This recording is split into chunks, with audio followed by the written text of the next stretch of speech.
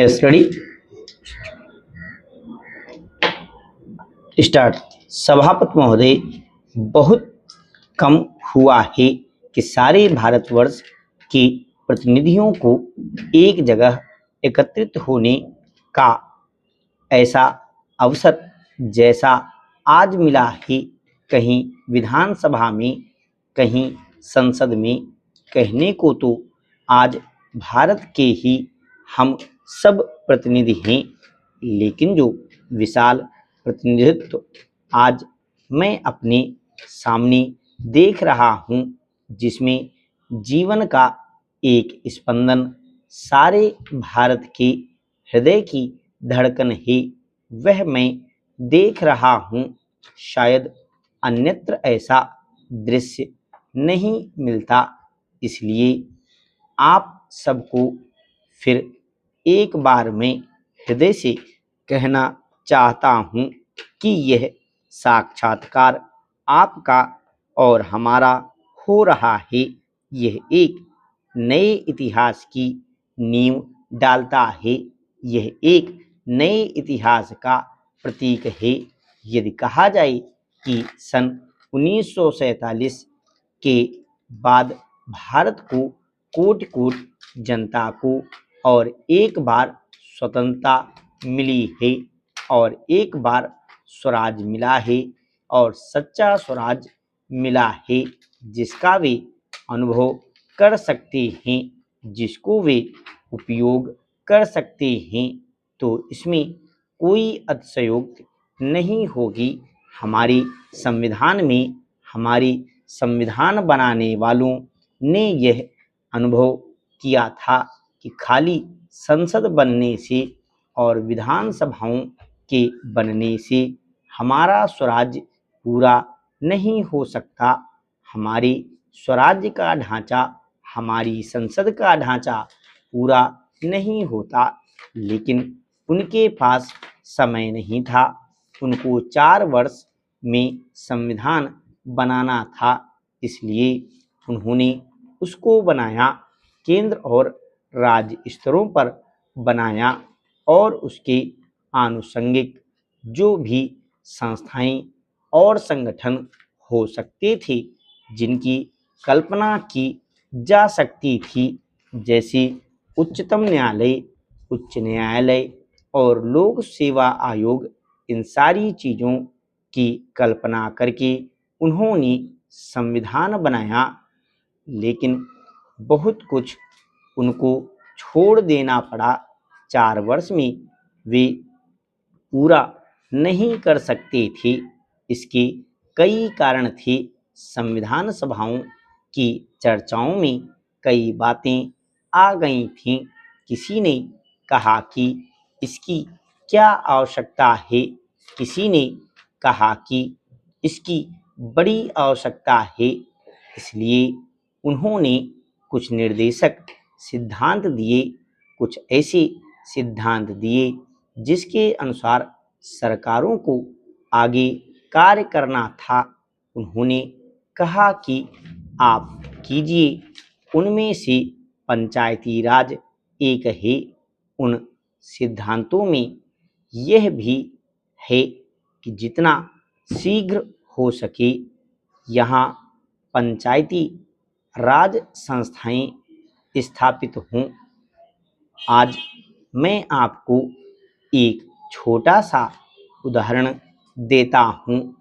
हमने अपने लिए लोकतांत्रिक पद्धति चुनी, अपनाई, लेकिन लोकतांत्रिक पद्धति का क्या आशय होता है? वर्तमान युग विज्ञान का युग है और प्राचीन युग आध्यात्मवादी था। स्थिति यह है कि मनुष्य ना तो आध्यात्म को ही पचा पा रहा है और न पूरी तरह विज्ञान को ही अपना पा रहा है। कारण विज्ञान भौतिक सुविधाएं तो देता है, परंतु शांति नहीं दे पा रहा है। जहाँ तक आध्यात्म का प्रश्न है, उससे शांति तो मिलती है, पर जीवन समय से पीछे छूट जाता है। आज आवश्यकता इस बात की है कि दोनों में सामंजस्य हो, जो हो नहीं पा रहा है।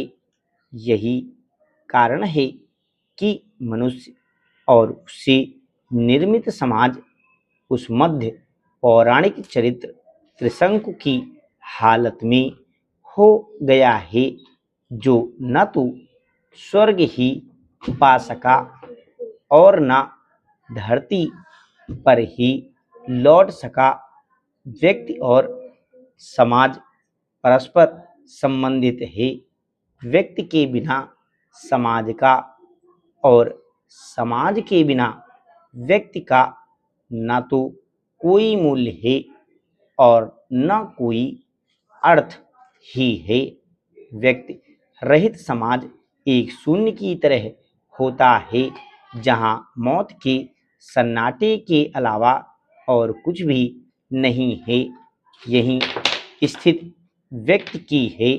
यदि वह समाज से कट जाता है तो वह समाज कंटक और आत्महंता बन जाता है। स्पष्ट शब्दों में व्यक्ति को समाज की और समाज को व्यक्ति की आवश्यकता पड़ती है। ये दोनों ही एक दूसरे के बिना व्यर्थ, निस्सार और अर्थहीन होकर समाजघाती व आत्महंता स्थितियों को विकसित करते हैं। मनुष्य केवल भूख और काम वासना की पूर्ति मात्र से ही संतुष्ट होने वाला जीव नहीं है।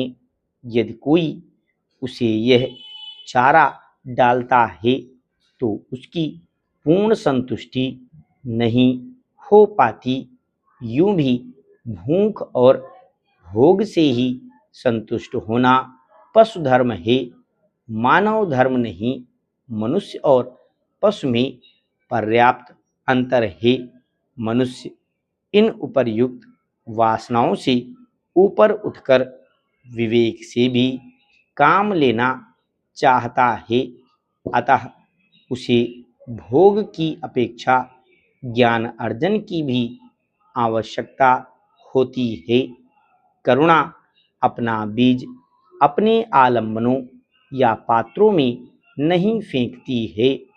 अतः जिस पर करुणा की जाती है वह बदले में करुणा नहीं करता, जैसा कि क्रोध और प्रेम में होता है, बल्कि कृतज्ञ होता है अथवा श्रद्धा या प्रीत करता है।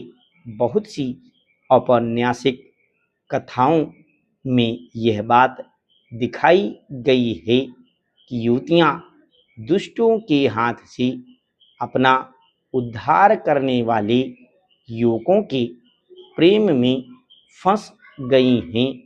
कोमल भावों की योजना में बांग्ला के सामाजिक उपन्यास लेखक करुणा और प्रीत के मेल से बड़े ही प्रभावोत्पादक दृश्य उपस्थित करते हैं।